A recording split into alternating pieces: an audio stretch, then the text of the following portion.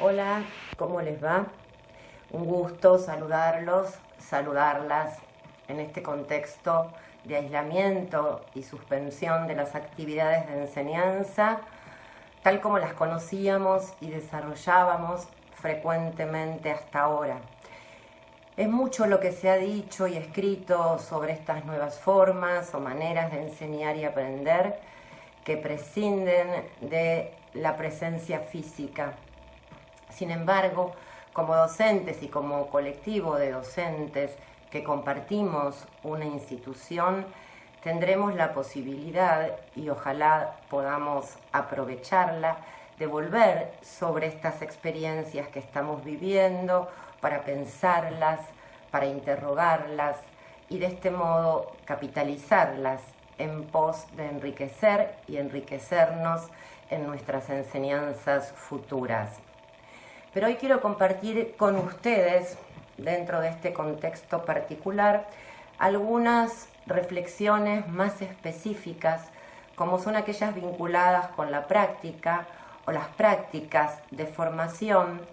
que serán pertinentes para las carreras que forman docentes, pero también para todas aquellas otras que incluyan las prácticas profesionales en su propuesta curricular. Me he referido varias veces al tratamiento del campo de las prácticas profesionales, sobre todo en la formación de los docentes, y de la necesidad de aprovechar y capitalizar estas experiencias formativas a lo largo de un camino de formación,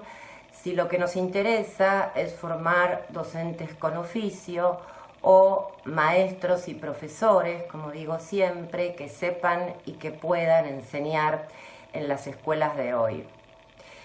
Es decir, he insistido varias veces en la necesidad de que las prácticas no queden acotadas a un espacio o a un campo formativo específico, sino que atraviesen al conjunto de la formación, brindándole cohesión al proceso formativo e incluso sentido a los distintos abordajes que se propongan en las distintas materias o espacios que componen un currículum de formación. Dicho en términos criollos, el tratamiento de las prácticas no tendría que ser abordado de manera horizontal, sino que tendría que tratarse de manera, o integrarse, mejor dicho, de manera vertical, pero no al final, ¿no? Como era antes, al final de la formación, sino cuando digo de manera vertical, digo de manera vertical que atraviese toda la formación a lo largo de sus distintos trayectos, a lo largo de todo el recorrido formativo. Es decir, no se trata aquí de un abordaje vertical, unidimensional, sino multidimensional, es decir, que atraviese todas las materias y los distintos espacios curriculares. Las prácticas en este sentido o desde esta orientación no tendrían que ser solo una preocupación de los profesores de práctica, sino que tendrían que ser asumidas en todas y en cada una de las materias y espacios curriculares por todos los formadores. No importa cuál sea el contenido, sino que tendría que ser asumida por todos los formadores que se hallen implicados en una propuesta de transmisión, que en nuestro caso implica la transmisión de un oficio específico como es la enseñanza. Ahora bien, abordar las prácticas a lo largo de todo el recorrido formativo y en cada uno de los espacios de la formación supone otra manera de entender las prácticas. En primer lugar,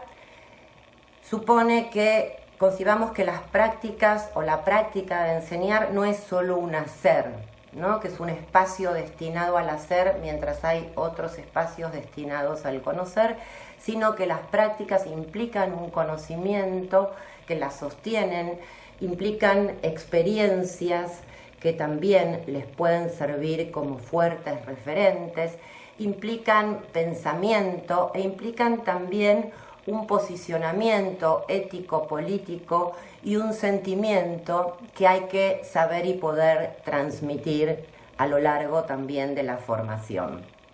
Y en segundo lugar, y esto me parece lo más importante, justamente para pensar o reposicionarnos en estos tiempos de cuarentena y aislamiento, donde no es posible ir a las escuelas a hacer observaciones ni hacer prácticas de enseñanza, aquí tenemos que saber que las prácticas pueden ser convocadas de muchas y múltiples maneras, no solamente yendo a la escuela, sino que las prácticas pueden ser convocadas a través de relatos, de experiencias pedagógicas, de registros de observaciones, de casos, de escenas de películas, de filmaciones, de narraciones, de fragmentos de novelas, de análisis de materiales de clase. Digamos, son todas estas maneras de convocar la práctica y de trabajar la práctica específicamente en los espacios de práctica y también en cada una de las materias que componen una propuesta de formación.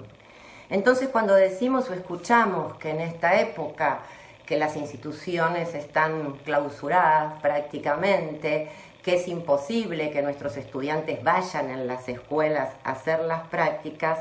esto no quiere decir que las prácticas no puedan abordarse o no puedan desarrollarse. Las prácticas pueden abordarse y desarrollarse a partir de todo este abanico de posibilidades que acabo de mencionar y sobre el que he escrito en muchas y reiteradas ocasiones, y en Los Artesanos de la Enseñanza tienen ahí interesantes propuestas. Quizás haya una dimensión que es la que menos puede abordarse en este momento durante la formación, que es cuando quienes están formando se ponen a prueba en una clase, ¿no? Es decir, cuando asumen la enseñanza de un grupo de clase. Sin embargo, ahí también es posible adelantarse y avanzar con simulaciones, con microclases, con producciones de clases virtuales, que son, bueno, las que en este momento como docentes tenemos que saber y poder producir, sorteando muchas veces las clases que dábamos habitualmente. Entonces nada justifica la suspensión o la negación de las prácticas hasta el momento en que las escuelas se reabran y podamos reingresar a ellas para realizarlas. Así, una vez más, esta situación extrema que estamos viviendo nos da la posibilidad de volver sobre cuestiones que venimos planteando en torno a la enseñanza, en torno a la formación, que son aspectos que hoy, ante una situación absolutamente novedosa, aparecen como una necesidad. Hoy tenemos la necesidad de darle un tratamiento especial a las prácticas, un tratamiento diferencial, y esta necesidad se puede convertir en una oportunidad.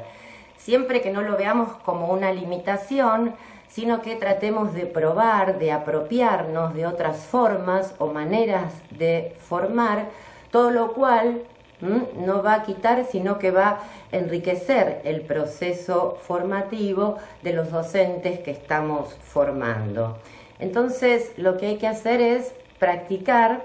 animarse a incorporar las prácticas en las instancias específicas y a lo largo, como decíamos, de todo un recorrido de formación, a convocarlas en su variedad, en su riqueza, porque esto a su vez nos va a dar la posibilidad de enriquecer la formación en su conjunto. Entonces solo se trata, una vez más, de formar y de enseñar, probando, experimentando y capitalizando todas estas experiencias que producimos cuando enseñamos, y sobre todo cuando tenemos que enseñar y formar cuando las condiciones nos sorprenden.